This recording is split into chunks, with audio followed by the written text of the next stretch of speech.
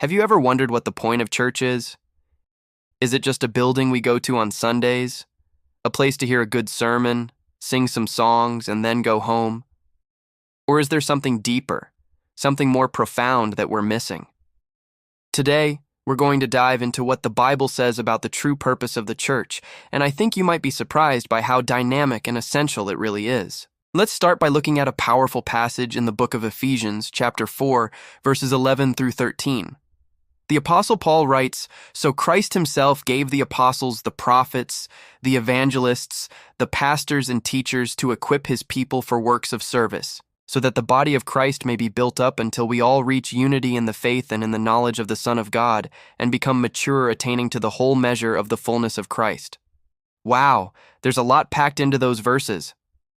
Let's break it down. The first thing we see is that God gives specific gifts to people within the church, leaders like pastors and teachers. But what's their primary job? It's not just to stand up front and do everything themselves. Their main role is to equip his people for works of service. Think about that for a second. The church isn't a theater where a few professional actors perform for a passive audience.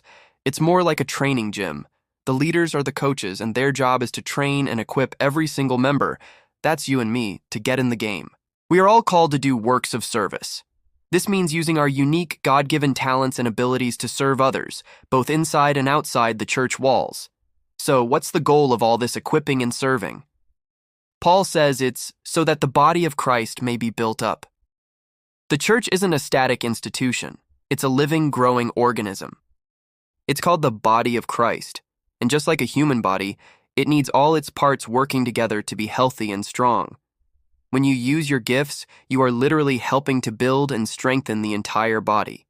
Every part is essential. Whether you're gifted in encouragement, hospitality, administration, teaching, or simply showing compassion, your contribution matters. You are a vital part of building up the church. And this building process has a destination.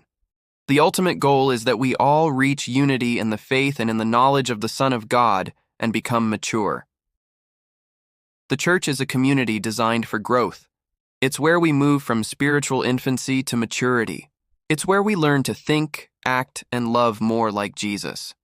It's a journey we take together, striving for unity, deepening our understanding of who Jesus is, and growing into the people God created us to be. It's not about perfection, but about progress. It's about becoming more like Christ together. So the first major purpose of the church is to be an equipping center where every member is trained and empowered to serve, so that the whole community can be built up and grow into spiritual maturity. It's an active, participatory mission for everyone. Now, let's turn to another key passage, this time from the book of Hebrews, chapter 10, verses 24 and 25. The author writes, "And let us consider how we may spur one another on toward love and good deeds, not giving up meeting together, as some are in the habit of doing, but encouraging one another, and all the more as you see the day approaching." This passage highlights the relational and communal aspect of the church.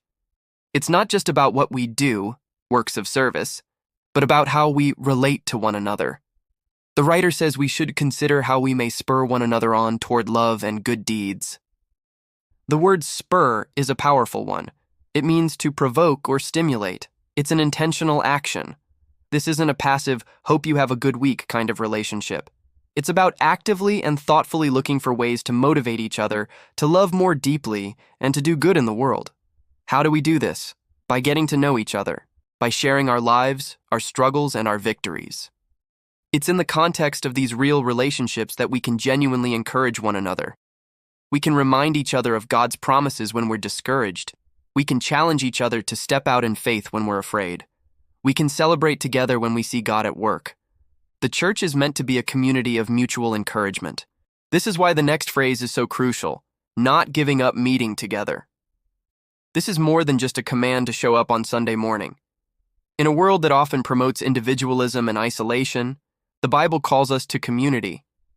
Why? Because we need each other.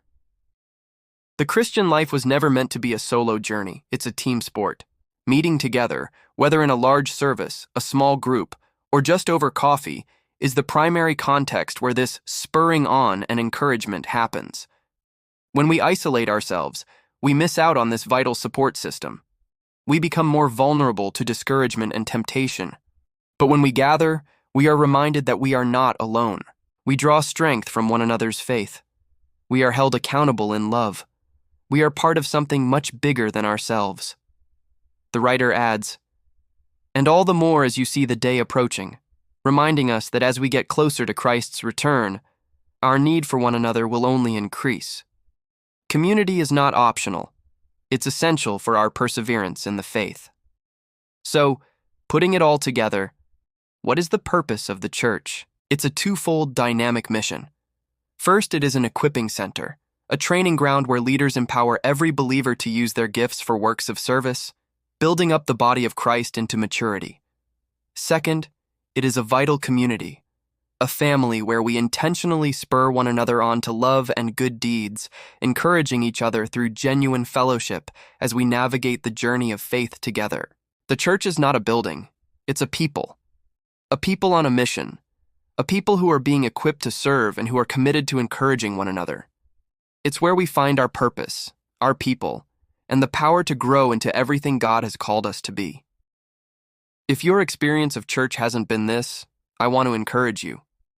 Maybe it's time to re-engage. Look for ways you can be equipped. Look for people you can intentionally encourage. Don't just attend church, be the church.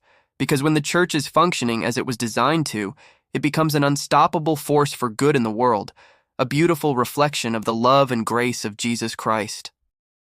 Thank you so much for watching. I hope this has given you a fresh perspective on the incredible purpose of the church. If you found this helpful, please give this video a thumbs up and consider subscribing for more content like this. We'd love to have you as part of our online community. God bless.